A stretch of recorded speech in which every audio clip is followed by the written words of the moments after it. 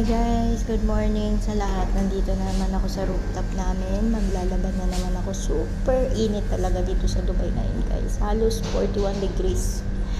Tapos, ilang araw na lang kasi ang nalalawi ko dito sa outside world. Sa outside world, oo. Kasi magli-live-in na ako guys. Dadating na yung amo ko galing bakasyon. So, hindi ko na makikita yung mga friends ko kasi doon ako titira sa bahay nila. Kaya ngayon naglalaba ako sa init guys, sobra. Nga pala guys, pag dumaan naman to sa wall nyo, sana paki-like man lang para alam nyo na kahit walang kwenta yung mga contents ko kasi simulan.